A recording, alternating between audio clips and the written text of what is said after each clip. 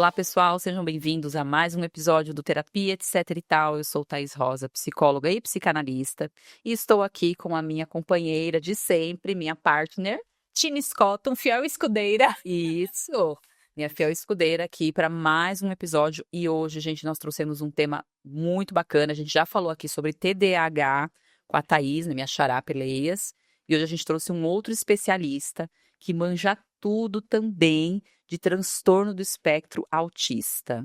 Ele vai falar para a gente o que que é o TEA, o que que é o TEA neurodivergente, como que a gente percebe se é TEA, se não é TEA, características, como que cuida, medicação. Ele é um especialista nisso, certo? O nome dele é João Bortoloso, ele é médico psiquiatra.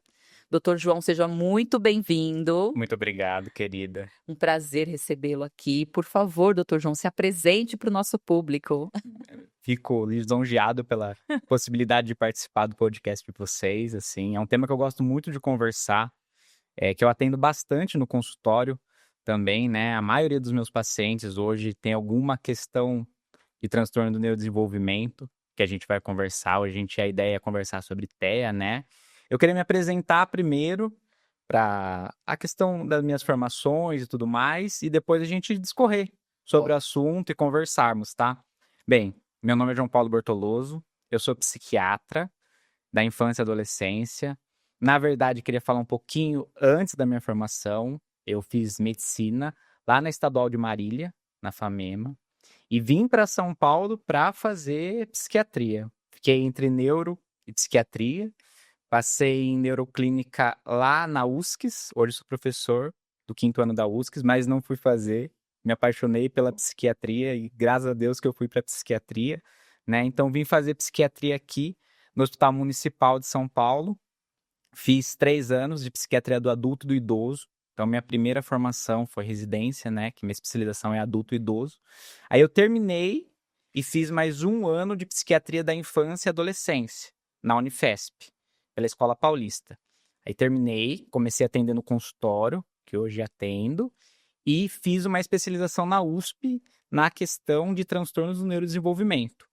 Como eu estava dizendo, hoje 50% a 60% dos pacientes, sejam os pichuscos, que o meu menorzinho tem 3 anos e 6 meses, ou os mais velhos, que o meu mais velho tem 91 anos, sabe? A maioria que eu trato são crianças, adultos, adolescentes, idosos, que têm transtorno do neurodesenvolvimento e que não sabiam, vão descobrir quando mais velho, ou que nem no caso desse pequeno que eu falei, que a gente descobriu já desde pequenininho, que é a melhor coisa que a gente já começa a tratar o quanto antes, né? Perfeito. Aliás, isso que você falou é muito importante, doutor, porque assim, eu já ouvi, né, em consultório, enquanto psicóloga, pessoas que, numa idade mais avançada, né, a partir dos 60, porque antigamente não tinha essa quantidade de informação e até acho que formas mesmo de perceber que a pessoa tem uma questão de neurodesenvolvimento. Então, tem pessoas que sofrem uma vida inteira e quando chega uma certa idade, hoje com mais informação, com mais profissionais falando sobre isso, descobre que tem alguma questão de um TDAH, de um TEA. Então, eu tenho recebido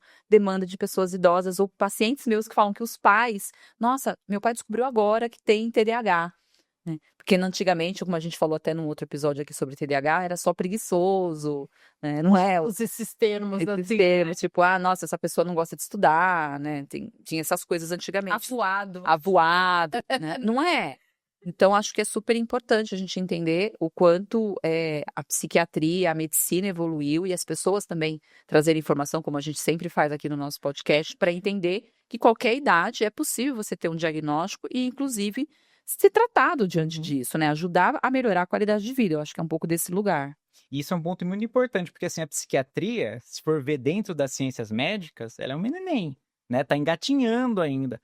Muitas medicações, muitas terminologias, muitos diagnósticos. A gente só foi conceber mesmo, ou conseguir organizar eles mesmo, nas últimas décadas, né? Que nem acho que vai ser um tema que a gente vai conversar, que é um tema super importante, que é o aumento de diagnósticos da questão do transtorno do neurodesenvolvimento. O quanto que está hiperdiagnóstico, o quanto que não, o quanto que a gente está percebendo, a gente está mais preparado, né? Então, pais, avós, ouço muito no consultório. Ih, doutor, naquela época era loucura, não tinha diagnóstico. Se fosse há muito tempo atrás, lá na década de 30, 20, não tinha nem tratamento da parte medicamentosa, né? Tinha questão terapêutica, mas medicamentosa, a maioria dos diagnósticos da psiquiatria não tinha como tratar. Então a gente não tinha essas ferramentas. E assim, graças a Deus, né? Porque sou bastante religioso e também confio muito na questão da ciência, dos dois pilares são super importantes, que a gente vai evoluindo e que a psiquiatria vem evoluindo, porque depois dessa pandemia, o que aconteceu com os pequenos, com os adultos, mas com os pequenos foi uma coisa, assim, assustadora, né? Entendi, show de bola. Então vamos começar entendendo, né, para o pessoal que está nos ouvindo, o que que é o TEA, né? Porque parece, o pessoal pergunta, né? O que que é o TEA? O que que significa isso? Explica um pouquinho para a gente dessa terminologia. Então, se a gente puder, hoje em dia, né, com o passar do tempo, foram se elaborando lá da década de 60, 70, todos os diagnósticos da psiquiatria são construtos. Tá. O que que é essa terminologia, assim, feia? Com o passar do tempo, a gente vai aprendendo, a gente vai estudando, a gente vai fazendo estudos. Porque muitos estudos da psiquiatria, principalmente da medicina, mas principalmente da psiquiatria, demoram anos para conseguir ter um corpo de dados suficiente para a gente poder chegar a alguma conclusão. Depois que a gente chega numa conclusão em 1, 2, 3, vários estudos, que os especialistas sentam, discutem, e aí a gente chega, ó, então TEA vai ser isso, isso, isso, TDAH, vão ter que ter essa sintomatologia. Quando a gente fala sobre TEA, uma terminologia que é bem usada, é a questão do que seja um transtorno do neurodesenvolvimento. Tá. Então, os meus pichuscos já meio que nascem com isso, é uma questão herdada. Só que a sintomatologia ela pode aparecer no decorrer dos primeiros anos de vida. Então, tem pequenos que têm uma carga genética muito forte. E isso já aparece nos primeiros meses. Tem algumas mães que levam lá no consultório, e eu não tenho o que fazer antes dos 3 anos, porque nem medicação eu posso utilizar. E aí eu já vejo que tem alguns sinais que lembram e que podem sugerir a questão de um TEA. Como dificuldade da questão da reciprocidade social. Ou dificuldade de leitura do contexto social. Uma busca de um isolamento por aquele pequeno. A questão de ser uma criança que tem várias estereotipias. Que isso a gente vê muito em vários locais, no YouTube, no Instagram, no TikTok, as questões das estereotipias, né? Isso a gente está falando de, por exemplo, aqueles. Seria uma mania? É isso, né? Uma forma mais. Uma forma mais leiga de falar. Mais leiga de falar seria isso. Movimentos repetitivos, né? Como, por exemplo, Às aquele. vezes pendulando. Pendulando, andando na pontinha do pé, fazendo flapping. Às vezes meus pequenos estão no consultório, eles estão um pouco agitadinhos, eles saem correndo e dão uma rodadinha super bonitinha, né? E aí é um tipo de estereotipia. E aí, junto com a questão dessa alteração eu diria, da capacidade social, a estereotipia, eles também têm uma questão que é uma ritualística, que são comportamentos, gostos, vontades que são repetitivas. E desde pequenininho é uma criança que é mais... O pessoal gosta de falar muito da questão da seletividade alimentar, que é mais palpável, né? Mas desde criança já são crianças que são muito... que escolhem muito o que querem, o seu comportamento, a sua rotina, a forma de fazer as coisas, o horário do banho, tem que estudar à tarde, no outro ano muda para amanhã, a criança já agita, já fica irritada porque mudou a questão da roupa, da cor da roupa. Isso é um ponto fundamental quando que a gente fala de autismo, né, de transtorno do espectro, que é um espectro autista, mas... E o que é esse espectro aí, né? Que usam tanto essa palavra, o espectro. Isso é um ponto que é importante a gente conversar, e como eu falei, é um construto. Vai mudar a denominação e a forma como que a gente enxerga a patologia, ela vai mudando no decorrer dos anos e no decorrer dos estudos. Antes, a gente conseguia, ou tentava, na verdade, então tinha o Asperger, e aí tinha TEA, e a gente colocava vários diagnósticos separados. E agora, na verdade, toda a psiquiatria está andando para isso, viu, Tina? com o passar do tempo. Mas a gente coloca assim, tem aquelas crianças que têm autismo e têm um prejuízo muito maior de tudo, de aprendizagem, de comunicação, de sociabilização, Tá. da parte intelectual. E tem aquelas crianças que estão do outro lado, que tem uma questão de estereotipia, tem uma questão em relação a uma dificuldade social, mas tem um linguajar super rebuscado, fala bem, é super inteligente, vai fazer uma prova, tira uma nota super boa, é o primeiro da sala. Esses são os mais difíceis de fazer o diagnóstico, sabia? Porque chega lá no... Não, não é possível que esse menino super bem, super... Camufla, né? camufla. E isso é um ponto, principalmente nas mulheres. É. Quando a gente fala da questão de mulher, essa camuflagem acontece muito, sabe? E Então, pode se confundir com outras coisas nesse caso, provavelmente, né? Só falar meio antissocial, né? Uma pessoa mais introvertida, talvez. isso que é o difícil da psiquiatria, porque nas outras ciências da medicina, tem alguns termos ou tem alguns achados de exame, tem alguma forma como que a pessoa se comporta, que você dá o diagnóstico. Todo mundo que tem alteração no exame tal tem esse diagnóstico. E Uhum. ponto, batata. Na psiquiatria, não é assim. E não é assim para nenhum diagnóstico. E é isso que complica a questão da psiquiatria, que nem estava falando, né? Ah, e porque tem uma ansiedade social. Pode ser que o pequeno não tenha TEA. Pode ser que ele tenha uma ansiedade social. Então ele fecha só um critériozinho. E às vezes as mães, os familiares ou até algum especialista que não está ali por dentro da área vai falar, não, é TEA, tá vendo? Toda vez que sai de casa e vai numa festa, fica no cantinho dele. Uhum.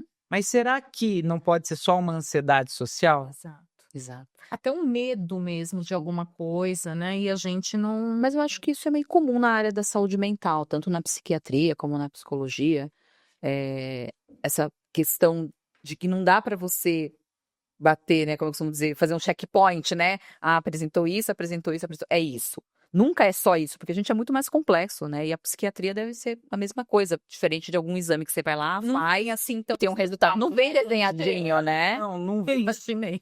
E isso é um ponto importante que vocês falaram, meninas, porque a psiquiatria, dentre as ciências médicas, não sei, vou puxar a sardinha pro nosso lado, tá? Sim, Mas por favor. na teoria da complexidade, ela é uma das mais complexas.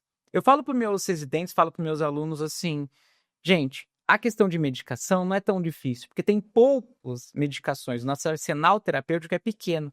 Mas o difícil é conseguir acertar o diagnóstico. Entendeu? Porque muitas vezes é multifatorial, é multicomplexo. Pra você ter uma noção, o último dia atendi um pichusquinho com autismo, grau 2, em que ele tinha autismo, TDAH, transtorno explosivo intermitente, transtorno afetivo bipolar em episódio misto, ele era surdo e mudo. Meu Deus, 6 anos, 6 diagnósticos. caramba. Complexo. Bem complexo. Então, às vezes, enganam até mesmo os profissionais que estão mais preparados. Por quê? Porque o pequeno pode ter uma ansiedade social e um toque e super parecer um TEA. Entendeu? Em TEA Uhum. nível 1, mas super parecer um TEA. Entendi. E aí, já pegando esse gancho que você trouxe, todas essas, são 6, né, diagnósticos, vamos chamar assim. Aham. Era uma pergunta mais pro final, mas eu já vou adiantar, tá, Tina? O que trata primeiro? Como que funciona isso na prática? No sentido de, eu sei que medicação é o que dá mais prejuízo. Como que funciona o tratamento, pensando quando vem vários sintomas juntos, né? Porque a Vários gente pensa, diagnósticos juntos. tem um transtorno de base, ou não é só um transtorno de base, pode ter mais do. Como que funciona? Se você identificar, por exemplo, que é um transtorno de base, né, no caso, mas que tem um outro ali que tá gritando também junto. Como que é? Você sempre trata primeiro de base ou não? Depende de como esse paciente chegou para você. E o que assim, e fazer essa diferença. O que é de base e o que não é, né? Porque só para as pessoas entenderem essa distinção do que é um transtorno de base e o que não é. Ó, eu vou usar um outro exemplo de uma outra condição da psiquiatria, tá? Eu não gosto de falar de doença, assim, eu gosto mais de falar de condição, do momento ali do paciente, porque também a questão da psiquiatria ela é toda espectral.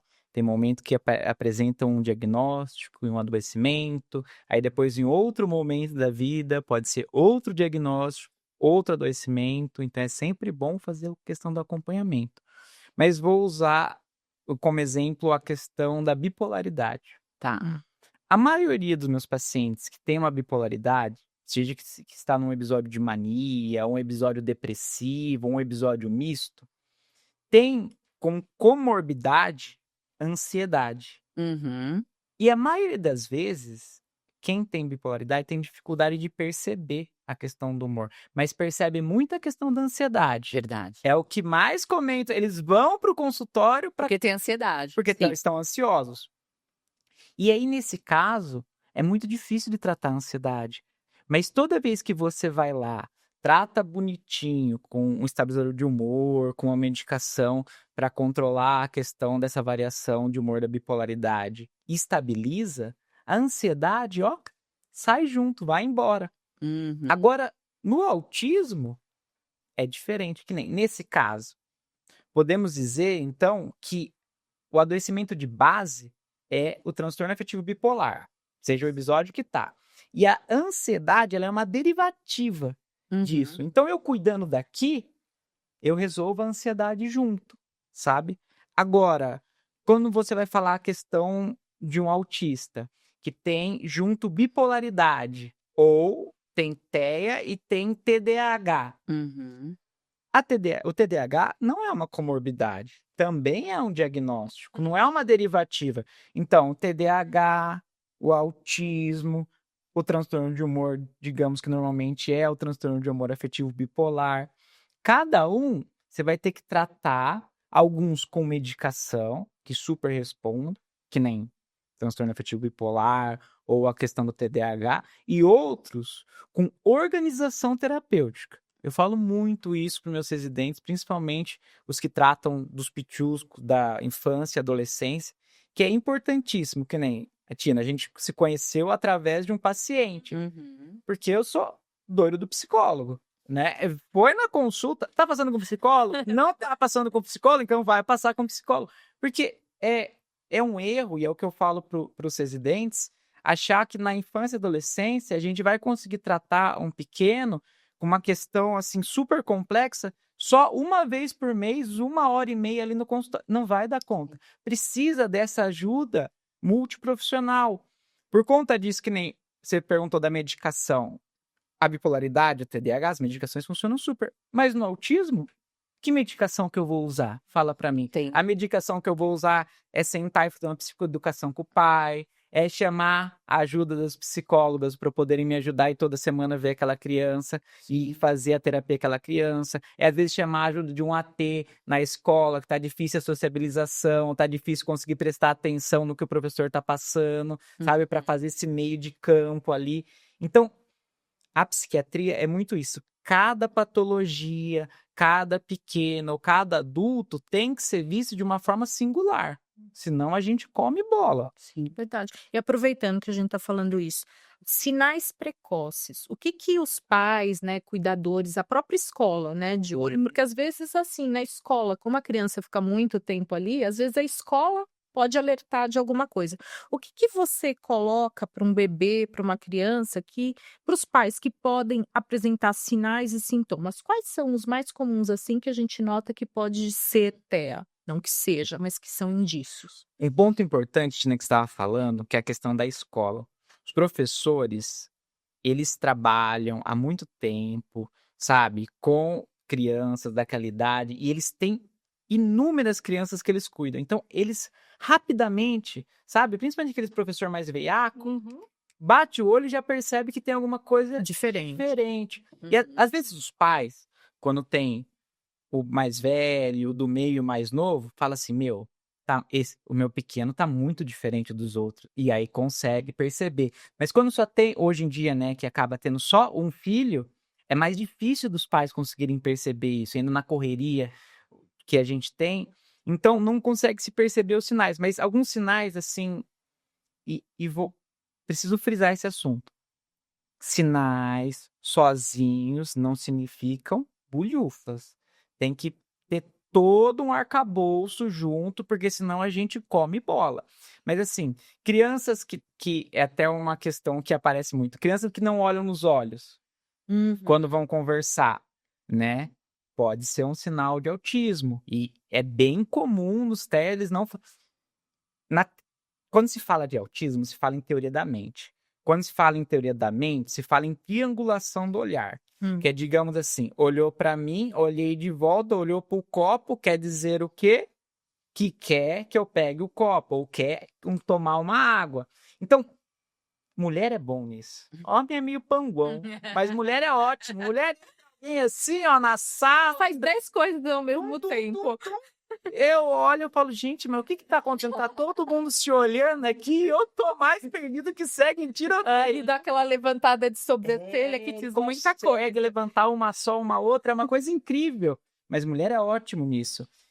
Quem tem TEA não consegue fazer isso, ou faz de uma forma muito débil, e aí que é um ponto importante. Mesmo os antigos Asperger, que ainda eu gosto de usar essa nomenclatura, principalmente para os pais, para ficar mais palpável para eles, para poder fazer a diferenciação, eles não conseguem fazer isso com boa qualidade. Fazem, mas fazem muito mal. Agora, os autistas que têm grau 2, grau 3 suporte, ou tem um déficit intelectual junto, ou tem uma comorbidade junto, não fazem. Entendi. Um sinal. Outro, que é muito comum. Criança que às vezes é muito molinha no colo, ou muito durinha no colo. Criança... Uma coisa que é batata, ó. Tem um ambulatório lá na Unifesp, que eu trabalhei por 1 ano e pouco nele, e lá, o que a gente faz? A gente... são crianças até 3 anos de idade que tem alguma questão, a gente não sabe, mas alguma questão da psiquiatria ainda que não aflorou, sabe? Mas tem sintomas psiquiátricos e a gente ensina elas a brincarem, ensina elas como sociabilizar, a gente faz esse trabalho. E é muito perceptível que os pequenos que têm um quadro mais, assim, visível de TEA, eles não gostam de se relacionar com os outros, são crianças muito quietas. Isso é um termo... parece que o Pedro nem tá em casa. Gente, eu tenho uma criança em casa, mas... é uma tranquilidade, parece que ele nem não fala, não chora, não dá trabalho, não fica pedindo muitas coisas. A questão da fala também é um ponto importante. A maioria dos pequenos, que não são os antigos Asperger, tem alteração tanto na fala quanto quando começa a falar. Então, às vezes, até os 2, 3 anos, não fala. Vai brincar, quer ver, ó, empresta um pouco a mão. Vai pedir um copo d'água, pega Pega a mão da mãe para pedir o copo d'água. Se fosse uma criança que tem uma alteração só da fala, vai bater o olho na mãe, vai bater o olho no copo, vai bater o olho na mãe. Os TEAs não, nem vão bater o olho, vai vir direto na mão e pegar. Outro ponto importante é não ver a pessoa como um todo, ver a pessoa que nem um pedaço, que foi o que eu acabei de fazer com a Tina. Entendeu? Então, em vez de ver a pessoa como todo e se dirigir para o rosto da pessoa... para comunicar com o rosto, ele vai aonde está. Ele dirige a pessoa como se fosse... Então, quer brincar? Vai lá no amiguinho e pega pelo braço, em vez de chamar pelo amiguinho. Já percebi isso. Eu tenho um conhecido, ele faz isso mesmo. Ele vai puxando você, ele vai... E vai puxando você. Então, tem a questão que não é muito específica, mas que aparece bastante, que é a questão do barulho, da sensibilidade. Numas brincadeiras estranhas, ó, vou dar um exemplo. Tipo, tem um vizinho lá no condomínio e tudo mais, que o Pichusquinho entrou para brincar com as minhas cachorrinhas. Aí, tava lá no fundo da máquina de lavar batendo. Ele largou as minhas cachorrinhas brincando, subiu no banquinho e ficou lá 10 minutos vendo a máquina de lavar batendo. A maioria das crianças, não vou falar, estaria, nossa, cachorro, que legal, vou brincar, vou jogar bolinha, ele vai correr, eu vou correr junto. Interação social com o animal. Agora, quem tem uma questão, você vê que os gostos são estereotipados. Entendeu? Entendi. Show de bola. Tudo bem. Então, papais, mamães, cuidadores, escolas, alertas aí, né? Porque, assim, não é o diagnóstico. São sinais, são alguns sintomas de alerta para você, se tiver que dar o diagnóstico, se antecipe, né? Eu sempre falo isso. Quanto mais cedo, é verdade. Quanto mais cedo, melhor, diagnóstico. E principalmente para a questão do autismo. Porque, ó, aí a gente vai para um ramo só para tentar explicar o porquê do quanto antes melhor. Até os 3 anos, o cérebro, ele produz muito neurônio, mais do que a gente precisa, Uhum. sabe? Se você pegar um pichusquinho de 2, 3, tem muito mais neurônios do que a gente. Mas depois o cérebro faz um negócio muito inteligente, que é o quê? Podar, chama poda neuronal, que acontece ali dos 2 aos 4 anos de idade. Então ele vai cortando tudo que não precisa, para ficar só os neurônios, que são os neurônios longos, que são os mais importantes, que geram mais inteligência, que permitem a nossa capacidade de socialização, permite a nossa capacidade cognitiva, de abstração. Então, quanto antes a gente pega... Desculpa, Vitor. Eu pensei uma coisa, desculpa te cortar. Eu falei, eu acho que tem gente que provavelmente deve ter tido a poda muito forte. Cortar tudo que sobrou. Ai, desculpa, eu tinha que fazer a piada, não podia perder a piada, doutor. Podou e nunca mais cresceu nada no lugar. Tem gente que não vai ganhar presente do Papai Noel nesse Natal. Eu tô pedindo dos adultos. Ai, gente, desculpa, eu não podia perder a piada. Eu sou muito espontânea. Mas continuando. E aí, o que acontece? Nesses pequenos, se a gente percebe, nossa, doutor, ó, atrasou para andar, atrasou para falar, pega a mão, não olha pro meu olho. Outra coisa, vai no colo de toda pessoa, nem percebe se é mãe, se é tio, se é tia, se é uma pessoa estranha, sabe? Vai no colo, fica quietinho no colo. Quanto antes. Por quê? Porque diferente de uma depressão, que a gente pode usar um Zoloft, um Lexapro, o que for de medicação para tratar, a questão do TEA, a gente tem que usar a terapêutica. Então, TO, AT, psicopedagoga, psicóloga. Então, quanto antes, quando for acontecer essa poda, a poda vai acontecer de uma forma mais inteligente. Entendi. Entendeu? Mais estruturante. E aí, pode ser que a gente não consiga coibir que aquela criança tenha TEA, mas a gente possa melhorar que, em vez de ela ter um TEA grau 2 de suporte, passe a ter um TEA grau 1 de suporte. O que, para aquele pequeno, para aquela família, para aquela vida, faz toda a diferença, né? Sem dúvida. Você consegue dar uma freada na evolução de alguma forma. Você consegue acelerar o processo de cuidado. Sim, sim. Tanto é que você vê muitas crianças, né, quando começam o acompanhamento, uma psicoterapia, que estimula essa questão da socialização, enfim, até da criança se conseguir suprir sozinha, né, de conseguir se comunicar melhor, de ser mais funcional, mais independente. Você vê uma evolução absurda no quadro, né, que às vezes você nem percebe que a pessoa tem. Isso, né? Passa desapercebido, passa batido. E é um ponto importante, que nem a minha especialidade é a questão do neurodesenvolvimento, né? Principalmente TEA e TDAH. Mulheres vão aparecer lá no consultório com 22, 26 anos, sabe? Ou quando vão para a faculdade. É aí que, ó, cai a ficha. Porque, normalmente, quando tem TDAH, são mais quietinhas, são mais organizadas, são mais dedicadas. Quando tem TEA, camuflam melhor, se dedicam melhor na parte. Ou as mães, quando quer mulher, ensina a fazer o jogo social, ensina a fazer o brincar funcional. O brincar funcional é batata, gente, batata. Assim, ó, você pega as pequenas que são autistas, você dá uma bonequinha para brincar, quando tem um grau intelectual e um grau de cuidado bem adequado, conseguem brincar mais ou menos. Mas grande parte, você dá a bonequinha para... Ai, dá o mamar, põe para nanar a bonequinha. Pronto. Faz de uma forma estereotipada, faz porque você pediu e às vezes nem sabe o que... Como assim pôr para nanar? Às vezes vai lá, põe na cama assim, pronto, põe isso para nanar. Não consegue entender que pôr para nanar é fazer aquele balancê no colo, que nem as mães fazem. E esse que é o ponto, ó. As outras meninas da mesma idade, você fala assim, põe a boneca para nanar. Você não precisa falar mais nada.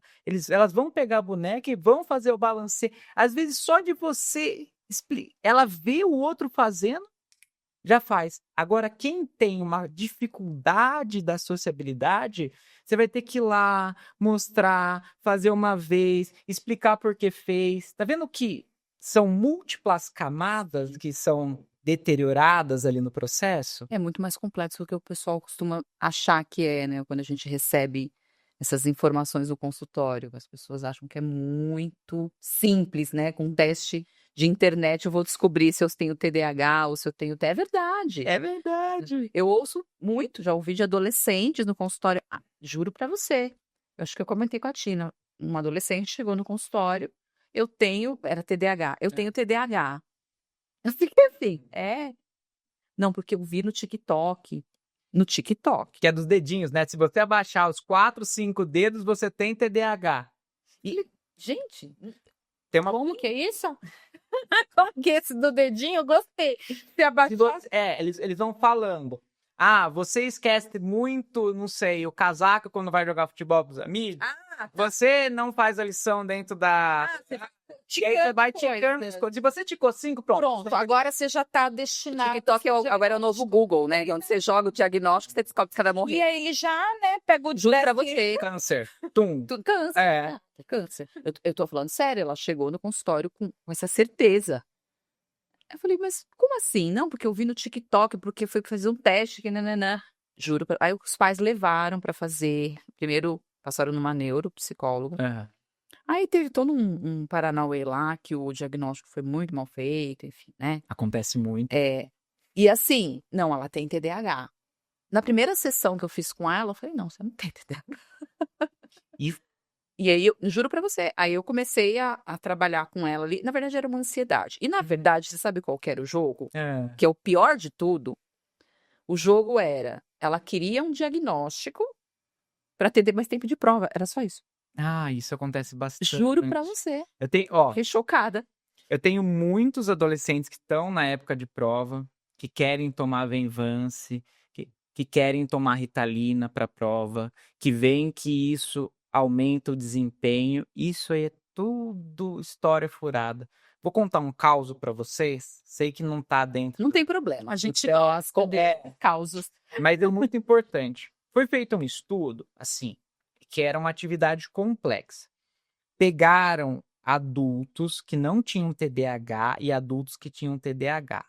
E aí tinha como se fosse uma bolsa e tinham vários objetos, triângulos, quadrados, bolas e tudo mais. Embaixo da bolsa tinha uma balança. E aí você tinha que organizar aqueles objetos dentro daquela bolsa e tinha que chegar a um certo peso e tinha um certo tempo. Parece fácil, mas é super complexo de fazer esse tipo de atividade, sabe? Qual é o ponto? E aí que tá, o que a gente percebe e o que realmente é, né? Qual é o ponto? As pessoas que não tinham TDAH e tomaram Venvance e foram fazer um psicoestimulante qualquer e foram fazer o teste, tinham certeza que conseguiram desempenhar muito melhor a atividade do que quando não tomavam. O que eles perceberam, os juízes, com o tempo, quem fez a avaliação? Quando não tomavam nenhum tipo de psicoestimulante, as pessoas demoravam 20 minutos para conseguir fazer a atividade e faziam 11 tentativas. Quando tomavam, eles faziam 26 tentativas, mas demoravam 25 minutos. No final das contas, você tem uma autopercepção errônea. Só porque você fez mais vezes a atividade, não quer dizer que se você fez com uma qualidade melhor. Enquanto aqueles que tinham TDAH, realmente, quando tomaram a medicação, diminuiu tanto o tempo quanto o número de tentativas. Logo, essa questão de ficar tomando medicação sem necessidade, né? Isso é um absurdo, isso não pode acontecer. E se força muito, se força 2 tipos de diagnóstico no consultório. E o que eu mais trato, que é TDAH, para a questão de tomar isso, para que adultos que querem trabalhar e fazer várias horas de jornada de trabalho, e TEA, muitas vezes para conseguir, às vezes, isenção, para conseguir auxílios, para conseguir, sabe? Isso é chocante. Isso é porque se você trata uma pessoa de algo que ela não tem, você tá fazendo um prejuízo Sim, pra com toda pessoa. esse aqui que é o alto desempenho aí, daqui a pouco tá com burnout e não sabe por quê, né? Não, mas tem os burnoutados que aparecem querendo ter Alvenvance pra poder burnoutar. Ai, Mas você sabe que isso é É um chocante. burnout médica. Exato, mas, gente, eu acho isso um absurdo, de verdade. Eu fico ouvindo. A gente faz, né? Além do trabalho no consultório, a gente também trabalha com mentoria para liderança, atende empresas, voltado para essa parte de saúde mental e etc. E a gente ouve, assim, com muita frequência, as pessoas parecem que estão. Desculpa falar desse jeito, mas parecem que estão ficando mais loucas do que o que deveria com essa questão da medicação para tudo. E o pior de tudo é que parece que há uma supervalorização disso. Não só com relação à medicação psiquiátrica, como qualquer tipo de medicação para tudo. Eu sempre falo, você toma um remédio para dormir, você toma um remédio para acordar, depois você toma um remédio para emagrecer, e depois você toma água, depois você toma creatina e depois você morre. o remédio pra abrir o apetite. E quando você morrer, você toma um pra ressuscitar. Mas não é verdade? Eu tô falando besteira. Faz todo sentido, assim. O Tá que chocante. aparece de pacientes com abuso de medicação é algo chocante. E assim, as medicações, tem algumas medicações que têm controles mais rigorosos, que nem a receita amarela e a receita azul. A receita amarela, por quê? Porque o pessoal usa de uma forma inadequada. Denvance, Ritalina, Concerta. A receita azul, porque o pessoal abusa mesmo. Já tive que internar às quintas-feiras, à tarde, eu faço urgência e emergência. Eu sou professor da USCS, né, da Municipal de São Caetano. Os meninos vêm aqui para o Hospital Municipal de São Paulo e eu faço urgência e emergência com eles. Já internei uma mulher que fazia o uso por dia de 10 comprimidos de Zolpidem. Ela chegou a comer arroz e feijão queimado, porque ela não conseguia nem estar ali na realidade de tanto que ela tomava Zolpidem para mascarar. Qual é o ponto? Alterações do sono é a coisa mais palpável na psiquiatria. Então, se você tiver depressão, você vai ter alteração no sono. Se você tiver bipolaridade, você vai ter alteração no sono. Se você tiver TDAH, se você tiver ansiedade, se você... Então, não adianta nada chegar assim, que nem os pacientes chegam no consultório, principalmente os adultos. Doutor, eu tô com problema do sono. Tá, então a gente vai tratar a questão do seu TDAH. Não, doutor, é o sono, você tá viajando. E aí é o ponto. Quando você trata a causa de base, então tá com uma alteração do sono, tá burnoutado. A causa de base é diminuir a carga de trabalho. Exatamente. Então, como que vai ser o tratamento? Vai ser com a medicação? Não. Vai ser eu explicando e fazendo psicoeducação no consultório para poder diminuir a carga de trabalho. A causa do problema do sono é bipolaridade. Vai ser utilizando um estabilizador de humor. Depois de 20, 25 dias, cuidando da patologia que está adoecendo aquela pessoa, o sono resolve. Sim, exatamente. E não precisa colocar um para acordar, um para dormir, um para comer, um para deixar de comer. Sim, mas a grande questão é essa: as pessoas estão querendo essa mágica, essa questão de eu quero resolver, mas eu quero resolver agora. Porque tudo isso, Imediatismo. para acontecer, tem um processo, né? E aí eu acho que é onde as pessoas se perdem. Mas enfim, isso foi só uma reflexão, o devaneio dos filhos. Continua, Tito. Agora, é um mito ou uma verdade, né? Se no autismo ele apresenta hiperfoco sempre, se é o hiperfoco mesmo, e se esse hiperfoco ele vai ter uma diferença com o hiperfoco de quem é TDAH. Super. Isso é o que... Voltando. Não é um sintoma que você vai fazer o diagnóstico. Qual é o ponto? O TDAH tem hiperfocos. Até o toque, às vezes, chega a ter hiperfocos. E aí, só que esse hiperfoco, ele vai mudando no decorrer do tempo. Então, antes era com carrinho, depois virou ser com cartinha Pokémon, depois passou a ser com a galinha pintadinha, depois passou a ser com roupa azul, depois passou a ser com futebol, depois... Entendeu? E isso vai mudando. Normalmente, quando muda no decorrer do tempo, a gente está falando mais da questão do TDAH. Então, aquela pessoa, não sei, aquela criança que começou a jogar Roblox. E só Roblox, Roblox, Roblox, Roblox. Aí, depois de 6 meses, às vezes 3, 4 meses, cansa. Vai para outro. Vai para outro. Agora o hiperfoco é Naruto. Não sei, Boruto agora, né? Que é agora a moda dos pequenos. E vai mudando a questão do hiperfoco com o passar do tempo. O TEA, às vezes, são alguns hiperfocos Gente, fora. Máquina de escrever. Eu falo assim, meu pichusco, você tem 5 anos. Nem o tio pegou máquina de escrever. Mas sabe tudo, sabe como fazer, quais são os modelos de máquina. Ou, assim, sobre o trânsito de São Paulo, sabe todas as estações de trem, sabe o nome das ruas de São Paulo. Tinha um outro que eu atendia lá na Unifesp, que sabia tudo sobre passarinho. Gente, ele sabia falar não sei o que, SP, onde morava, qual era o tipo alimentar, entendeu? 8 anos. Gente, eu sei canário, tico-tico, taíra, não sei o nome. Eu falava o nome assim, vulgar, ele me falava o nome científico. E a mãe fala assim, doutor, desde os 3 anos, desde os 4 anos assim, muda, não muda. A maioria dos TEAs que tem, e aí é um ponto, que tem uma questão intelectual bem desenvolvida, que é outra questão, porque antes a gente achava que TEA normalmente tinha um intelectual sempre acima da população. Hoje os estudos mostram que a maior parte, uns 70%, tem certas dificuldades da cognição intelectual. Não vou falar que tem um déficit intelectual, mas tem uma dificuldade da cognição intelectual. Mas os que não têm, ou alguns que têm, eles têm hiperfocos. E esses hiperfocos, normalmente, eles continuam no decorrer do tempo. Então, várias vezes a gente vai ver entrevistas, assim, não sei, no Fantástico, em algum lugar, de um senhor que coleciona máquinas de lavar. Gente, né? Não é?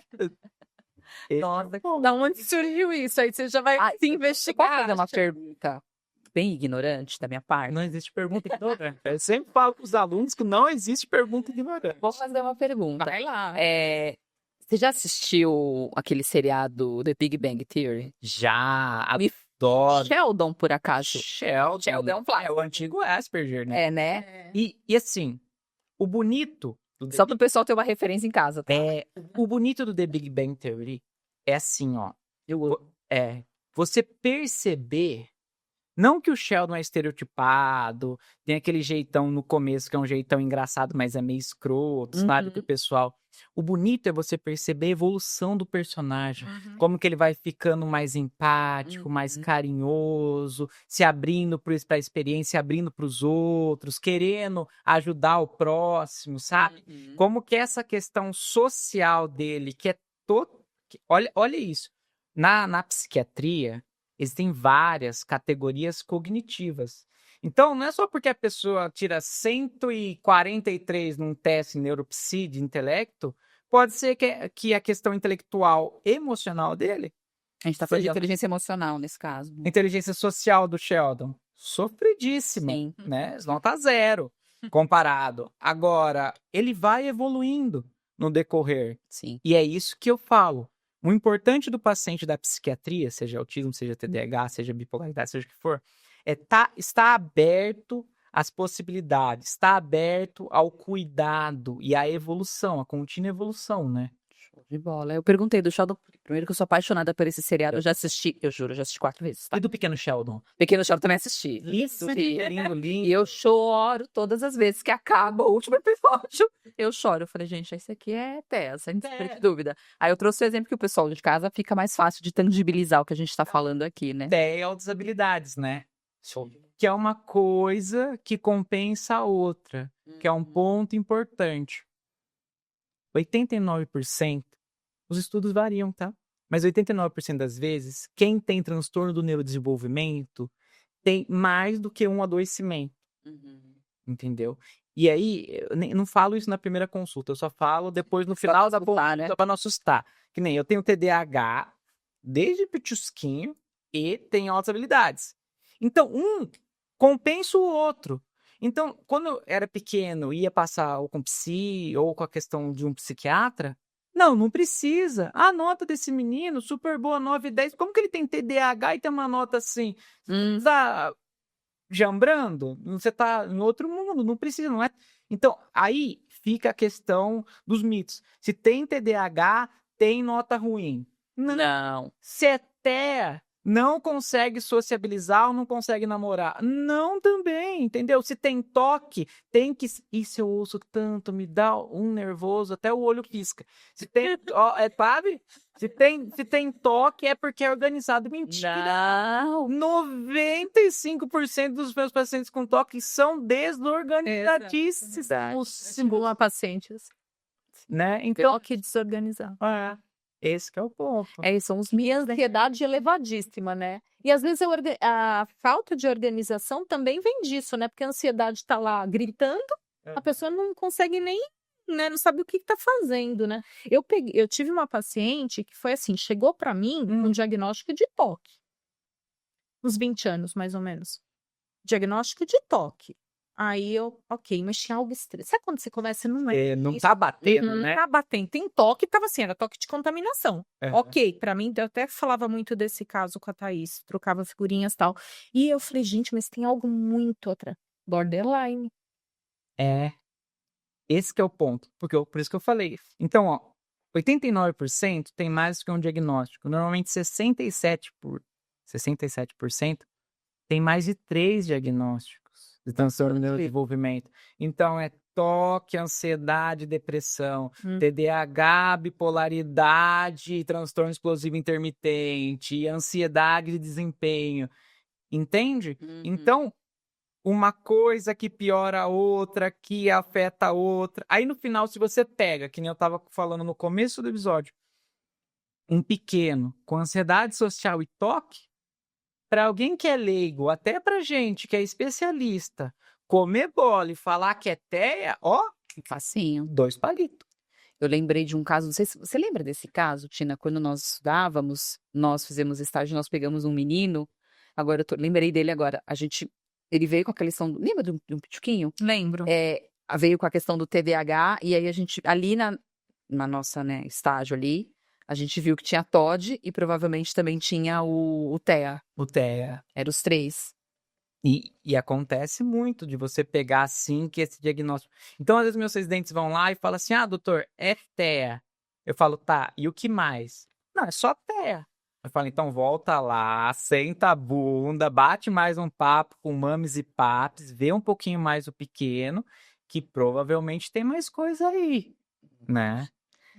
Loucura. Quer falar mais alguma coisa? Não, acho que é isso. Acho que só prosseguindo aqui, a Thaís e eu, a gente havia comentado assim que a gente tem percebendo na clínica mesmo muito diagnóstico em adulto hoje, né, que tá chegando. Principalmente TEA e TDAH.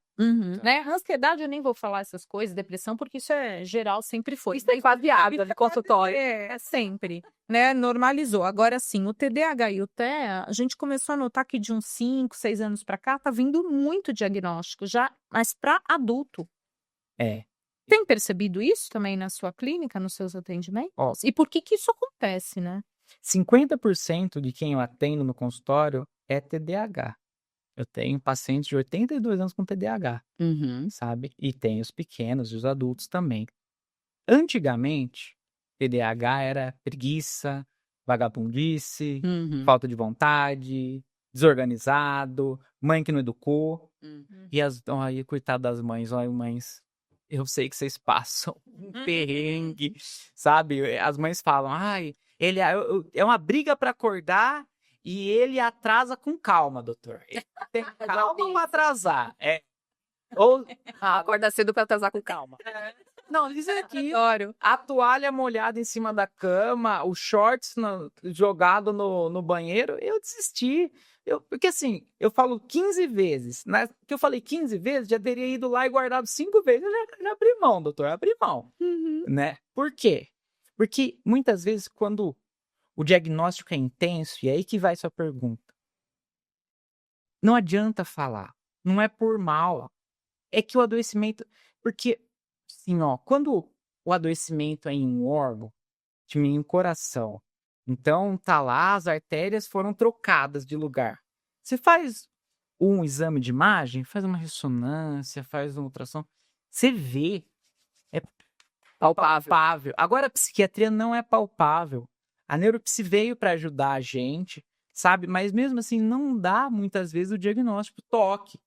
A neuropsicologia não dá diagnóstico de Não. TOC pra gente, entendeu? Ela pode falar, ó, alto grau de ansiedade, alto grau de perfeccionismo, não sei o que, não sei, mas Dá não uma direção, uma luz, que você joga uma luz sobre aquilo para você poder dá um norte. Dá. Então, muitos pacientes passam batido, principalmente os que têm uma questão intelectual melhor, que tiveram um bom cuidado na infância por parte dos pais, tiveram pais bem presentes ali para poder organizar. Os que não têm tantas comorbidades, então só tem TDAH. E aí vai descobrir, isso é um ponto importante, sabe, gente? Muitas vezes quando a gente é velho, né? Os adolescentes, eles ficam tirando comigo, falando que eu sou cringe. Eu falo série ainda, né? Eu falo na 4ª para 5ª série. Adoro também. E agora é ano, né? Então, a antiga 4ª para 5ª série aumenta muito a demanda social, aumenta muito a demanda organizacional, intelectual. São vários professores, já não tem mais aquela professora mãezona que pega na mão e fala: Pedro, vamos lá, meu filho, copia essa lição, tá? Não dá lua de novo, Pedro. Não tem mais isso. E aí que os meus pichuscos desorganizam. Então, é do 4ª série para a 5ª série, que aumenta o número de matérias. É da 8ª série para o primeiro colegial, que os professores já têm aquela sala com não sei quantos alunos, os professores, né, nem sabem mais o nome de ninguém. Ou muitas vezes do 3º colegial para a faculdade. E olha que é o ponto importante. Eu tenho alguns autistas lá que eu atendo, super inteligentes, sim. Um passou em primeiro colocado em engenharia na Unicamp. Ficou 2 meses, passou em todas as matérias, trancou e voltou para cá, para São Paulo, para fazer uma faculdade que fica do lado de casa, que não é uma Unicamp da vida, sabe? Para quê? Porque não conseguia se organizar e sociabilizar e acertar uma casa, coisas que parecem simplórias. Mas para ele era mais fácil passar em 2º lugar no vestibular de engenharia do que fazer um arroz e feijão. E aí trancou a faculdade e voltou para cá. Qual o ponto? Até o 3º colegial, quando mames e papis cuidavam, levavam, faziam de tudo, tem capacidade. Hora que pula muito essa necessidade de organização em todos os aspectos, de conversa, de organizar uma casa, de fazer uma lista, de conversar com o professor. O disfuncional fica mais visível. Fica disfuncional, entendeu? Então, alguns a gente pega muito pequenininho, porque é muito grave, ou porque os pais ficaram bem de olho. E outros... Passa batido, né? Porque tem algo ali que vai camuflando, né? E tem alguns estudos do Polonzinski de TDAH, que atualmente a gente trata 20% e 30% dos TDAHs, sabia? Só no Brasil. O resto tá solto por aí. Tá solto pelo mundo. Pagando por aí. Agora a gente usando esses verbos. Eu gosto, vou levar para beber água, eu adorei. Beber água, né?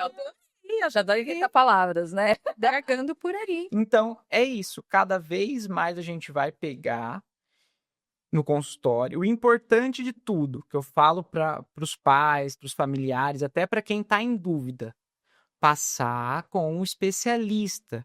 Porque, às vezes, até para quem é especialista, é complexo. E não simplesmente ver no Google, ver no TikTok, ver no YouTube, falar assim, não, eu tenho. Então, a partir de agora, tomei como verdade que eu tenho autismo. A partir de agora, tomei como verdade que eu tenho TDAH. Não, às vezes são outras questões que não foram tratadas durante o desenvolvimento e que, quando ficou mais velho, ficou muito intenso, ou, às vezes, realmente, é um TDAH, era uma menina dedicada, inteligente, que deu o melhor, e aí quando tinha... Mulher sofre nessa vida, né? Tinha que cuidar da casa, cuidar do marido, cuidar dos filhos, trabalhar, burnoutou e surtou. E era um TDAH que não deu conta de fazer tudo isso ao mesmo tempo, né? De bola. E aí as pessoas ficam com aquela sensação que a pessoa se tornou do nada o TDAH. E não é. Não existe. É porque que não existe, que a gente já viu. É um contexto que vai acontecendo, né? Que dependendo do momento de vida que essa pessoa está, vai ter uma reação diferente. E aí, de repente, você acaba descobrindo um TDAH aí no meio do caminho. Enfim. Tem um estudo, na verdade, que ainda a gente não pode levar a ferro e fogo, que fala que pode se desenvolver TDAH na vida adulta. Mas, assim, é um estudo, é uma população X, não tem outras replicações, então ainda a gente não leva isso pro coração. Tá meio frágil aí. Frágil, tá muito frágil isso. Mas o que acontece? Cerca de 15% dos pequenos que têm TDAH podem não ter na vida adulta. O cérebro pode se reorganizar por causa que o cérebro, neuroplasticidade. ele tem a neuroplasticidade e não ter. Mas a maioria das pessoas, que nem eu, que não deu sorte, né, não quis dar, levou isso para a vida adulta, entende? Mas esses transtornos, que nem o TEA, que nem o TEPAC, déficit intelectual, altas habilidades, TDAH, hoje em dia acham até o TOC, nasce com os pequenos. E são extremamente genéticos, gente. Vocês não têm noção. Como é genético isso? Muito bom. E se você procurar na família, você acha umas Verdade. coisas parecidas. Aí começa a contar história. Nossa, mas Meu avô, meu tia da tia do vô, não é? É isso mesmo. Nossa, ela fazia isso. Como você parece com ela, né? Não é? É Eu assim. tenho uma família, ó o babado, que eu comecei tratando a pituquinha, 6 anos de idade. Escola de ponta, tudo. Não queria ir mais para a escola porque mudou o uniforme de um ano para o outro e o uniforme estava passando aqui da região do braço, da dobra do braço. E aí também o uniforme ele não era mais em gola em V e estava pegando e tudo mais. Fui conversando, fui vendo, tinha toda uma forma, tirava os lápis do estojo, então tinha que tirar, aí colocar de volta na forma do arco-íris. As canetas tinham que, sempre que usava, tinha que ver que tinha mais tinta para que tinha menos tinta e colocar de volta no estojo. Bem, cheguei para a mãe e falei, ó, isso é toque. Ah, é toque, doutor? Falei, é toque. E falei, como assim? O meu mais velho tem a mesma coisa. São juras, não, Brau. Aí veio o mais velho e o pai. Aí eu falei, olha, esses pensamentos em que vai agredir uma pessoa, em que se ele segurar o cachorro no braço, ele vai jogar o cachorro de cima da janela, que se ele sair na rua, ele pode se contaminar pisando no xixi de mendigo. Falei pro pai, isso não é normal. Isso é toque com pensamentos obsessivos. Não é normal, doutor? Eu falei, não, ai, que coisa. Eu falei, por quê? Tem a mesma coisa, doutor. Vivi a vida assim, né? Dessa forma. Moral da história. Hoje trato a pequena com 7, o mais velho com 18, o pai com 43 e a avó com 71. Olha isso. Só a do meio que salvou, que deu sorte, saiu imune dessa. Isso que é médico familiar, genético familiar. Entendeu? E a maioria do TEA, se você for ver, a questão de herdabilidade, 90%. É altíssimo. TDAH, 85%. O TOC, também altíssimo. Bipolaridade, tem estudos que falam 93%. Então, todo mundo vai sair com um pouquinho ou com um pocão. Uhum. Depende da sorte, né? Muito bom. Gente, a gente vai caminhar aqui para o final do episódio. Doutor, eu queria agradecer sua participação, sua presença. Você quer deixar um recadinho final para o pessoal, para o nosso público? Muito obrigado novamente pela questão do convite. Fico lisonjeado de participar do podcast. Acho que é uma conversa muito importante e que a gente possa trazer de uma forma descontraída, porém de uma forma científica, porque se traz muito, sabe, em TikTok, YouTube, Instagram, de uma forma descontraída, mas nada científico. Mais de 50% das vezes as informações que estão ali estão erradas, né? E é algo que, se os pais perceberem, ou quando já adulto também perceber, eu fui ver, fui ler, fui atrás, estou percebendo que tem alguma coisa, vi o podcast, assisti, percebi que bate muita coisa do que foi falado.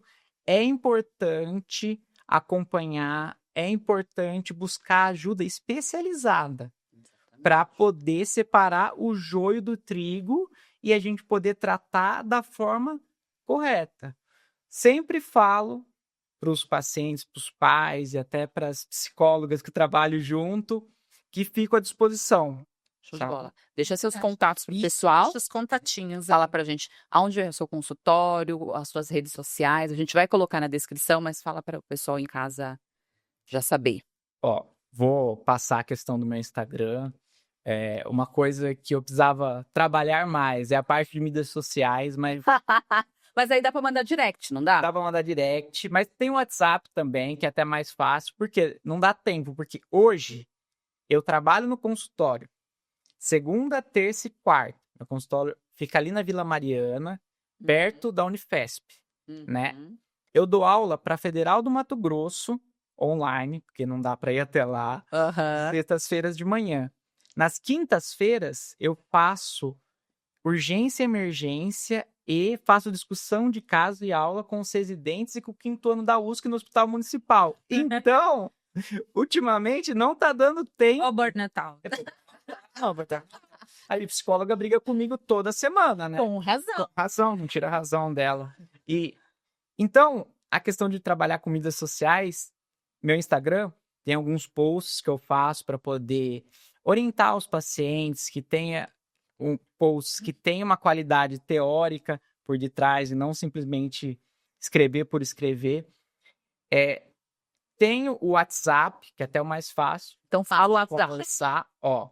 Vou passar tudo bonitinho. Vou ver, né? Porque o que acontece? Quem tem TDAH não é fácil. Conte então pra gente qual é o WhatsApp. O WhatsApp, para vocês poderem anotar aí. Vamos ver qual que é o WhatsApp da clínica. Vocês entenderam, né, gente? Ele atende na Vila Mariana, ele vai passar o WhatsApp, a gente vai deixar também na descrição, para quando vocês quiserem, se alguém estiver precisando, achar que tem alguma questão relacionada à questão de transtorno do neurodesenvolvimento e precisa de um apoio, de um suporte psiquiátrico, o Dr. João está à disposição. E eu gosto bastante, assim, de explicar nas consultas, porque muitas vezes o erro está na desinformação, ou o erro está em pegar e atender esses casos complexos em 5, 10 minutos, que não dá, gente. Sim. Entendeu? Soluções simples para problemas complexos não dá, né? Ó, então o meu WhatsApp para contato é o 11 9100 69479. Repete. Repito. 11 9100 69479. Dá também para me encontrar no Instagram profissional. Então, até para ficar mais fácil, Dr. João Paulo Bortoloso. É isso aí. Fica mais tranquilo para achar, assim, com o nome completo. Maravilha. A gente vai colocar também na descrição. Isso vai aparecer aqui depois Beleza. para vocês na nossa descrição do vídeo. Tina, quer deixar um recado final? Não, só queria agradecer a presença do doutor. Foi um papo muito bacana, né? E eu acho que deu para tirar muitas, muitas dúvidas. E o doutor vai voltar aqui para a gente fazer, né? Isso, nós vamos falar sobre ainda falando de TEA, mas a gente vai falar aqui sobre por que demora o diagnóstico, para a gente entender o que vem junto aí, para ficar mais claro para o pessoal de casa. E é isso. Daqui 15 dias sai esse episódio também falando sobre o que vem junto aí por causa da demora do diagnóstico. De qualquer forma, gente, eu vou pedir para vocês não esquecerem de deixar o seu like. Lembre-se que deixando o like no vídeo, vocês aumentam aí a visibilidade do nosso canal e isso faz com que chegue informação de qualidade para outras pessoas, porque aqui a gente só traz gente de qualidade. Então, curtam aí o nosso episódio, compartilhe com alguém que você acha que precisa ouvir esse conteúdo, tá certo? Gente, muito obrigada e até o próximo episódio. Obrigada, até a próxima.